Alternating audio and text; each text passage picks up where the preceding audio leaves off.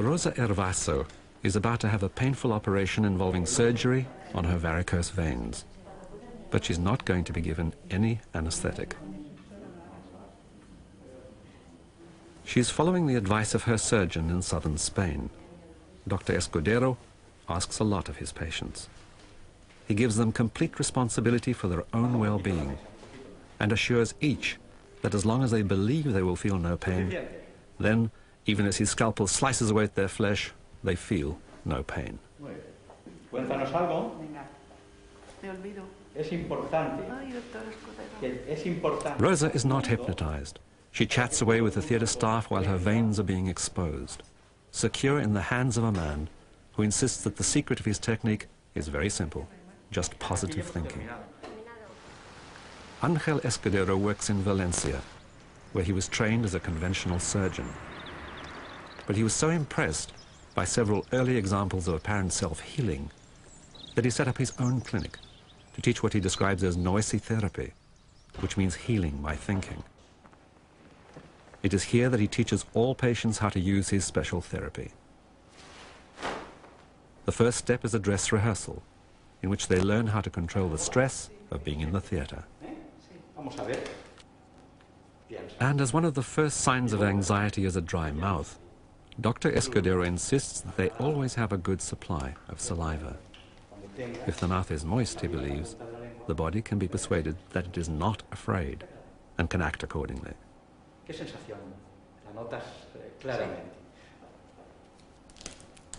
The second step is to teach them how to control pain. He persuades Rosa that her right arm is slowly losing its feeling, then he sticks a needle right through it.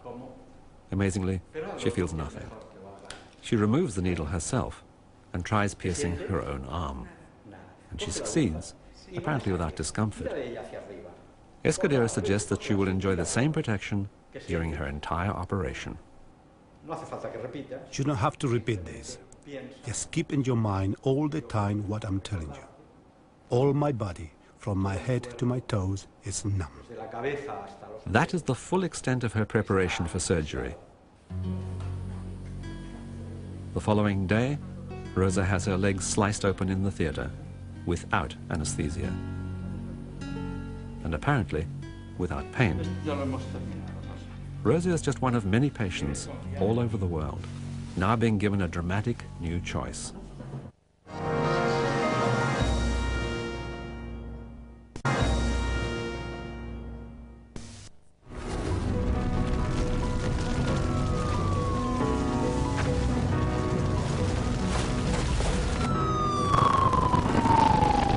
Fire inflames us, producing some of the most painful of all injuries, whose victims often die not from their burns, but from shock.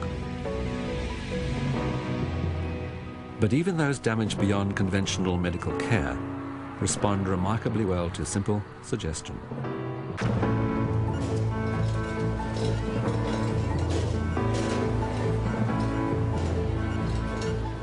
At the medical school in New Orleans, they found that hypnosis provides a vital form of first aid in the emergency treatment of severe burns.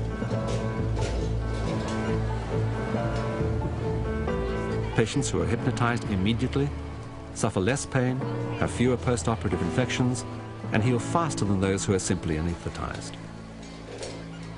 The person who's been in an explosion or is hurting and is injured is already in a trance equivalent state. They're completely focused, they're looking for help, and it's, I just, I'd say, I'm Dr. Ewan, I can help you where you do what I say. Dr. Ewan finds that if he can get to a patient within 2 hours of a burn, they are far more suggestible. And if he can convince them that what they are experiencing is not hot and painful, but cool and comfortable, then their wounds are far less inflamed and the resulting damage much less severe.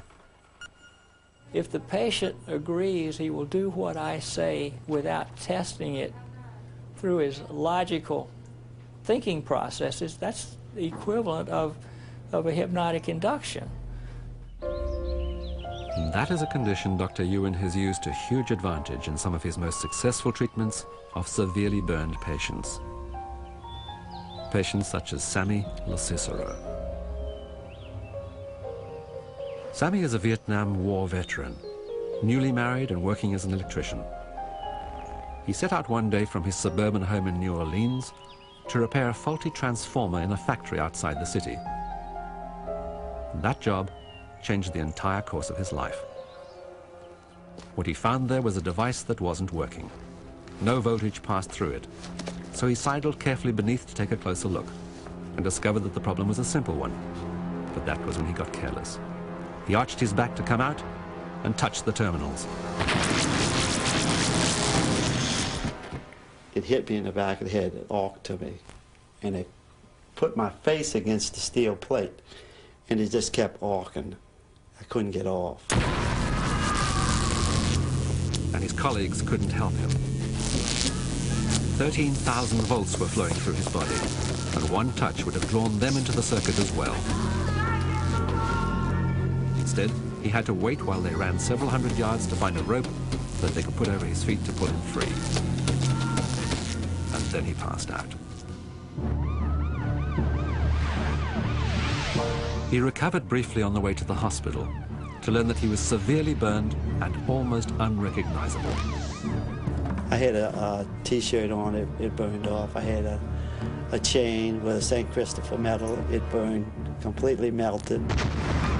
He could see very little, but hear everything people in the ambulance were saying, including how terrible he smelled and how certain he was to die. Then Sammy passed out again and had his first lucky break.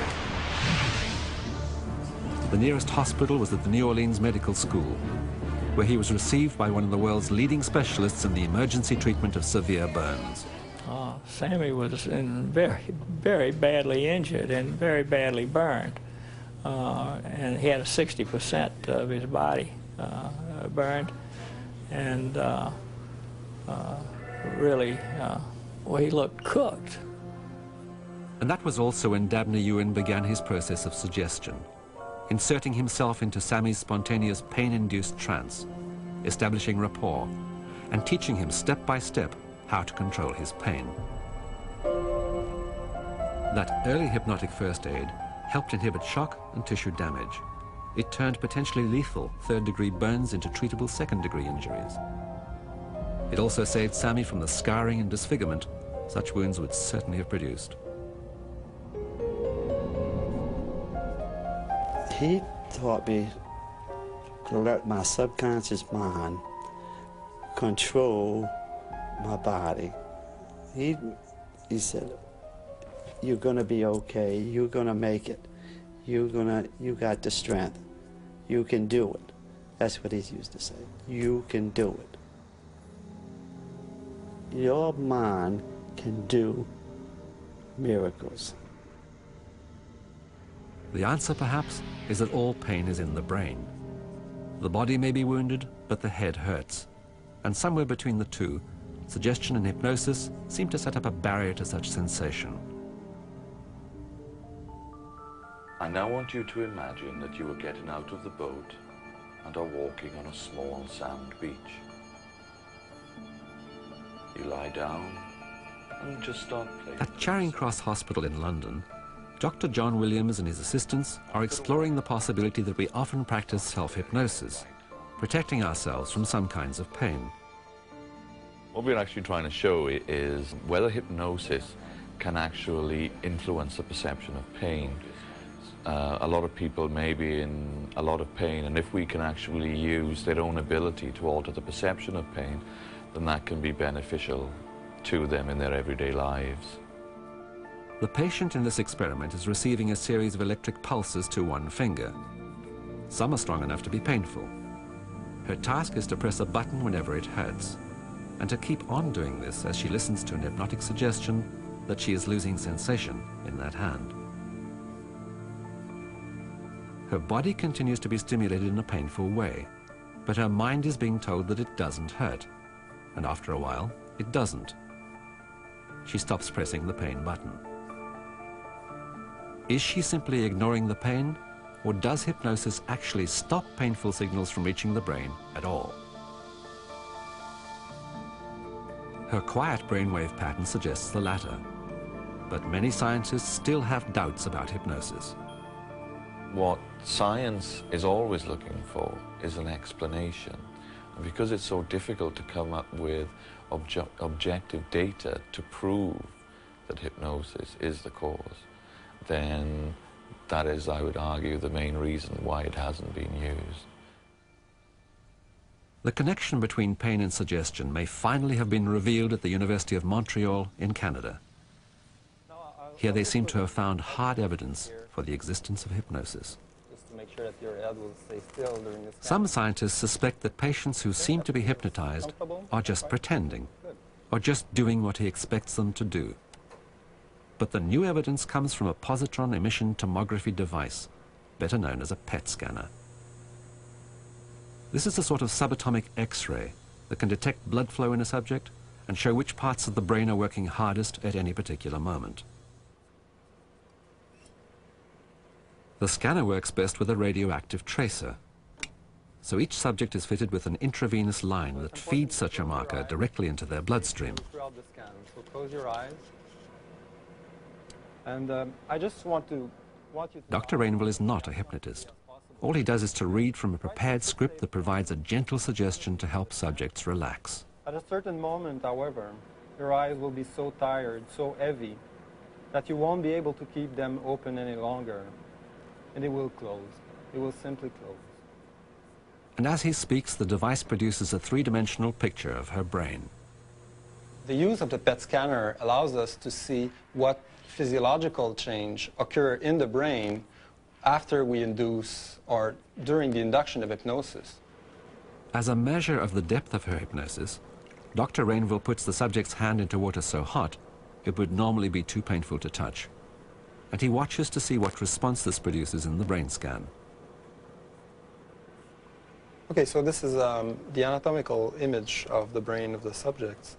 And when we induced hypnosis, what we found was large regions of activation in the occipital lobe. The pictures on the left, taken before hypnosis, show no activity whatsoever. The pictures on the right show that pain is being perceived mainly in a small area of the brain, here colored in red. This stops being stimulated as the patient accepts the hypnotic suggestion that she feels no pain. 4, 3, 2. Hypnosis is not just pretense. Something in the brain actually changes under its influence. There is a real physiological change during hypnosis, and our data, I think, strongly support the use of hypnosis to relieve pain. It becomes clear that pain is in the brain, not the body, and it can be dealt with by the mind alone.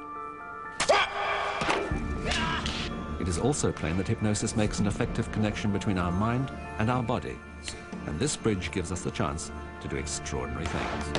Everyone can be hypnotized, but some people can't be hypnotized easily. When people see people up on the stage, they think to themselves, well, that couldn't be me. I can't be made to bark like a dog or squawk like a chicken. They can, but maybe not as easily as those people on stage.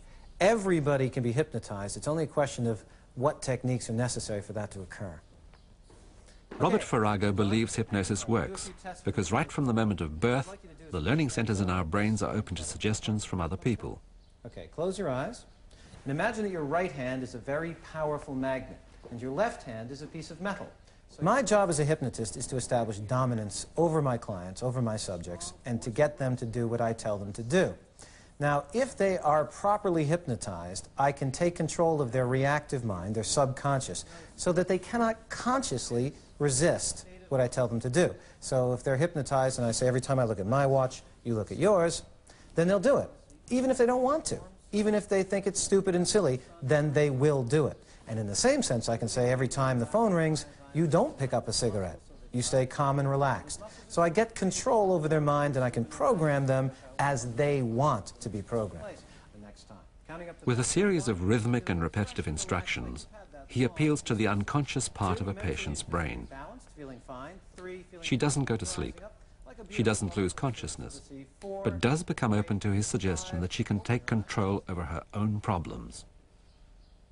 A lot of times, it's possible to go into a hypnotic state without even knowing it. And people will recognize these states of minds. For example, driving down the motorway, you miss your exit.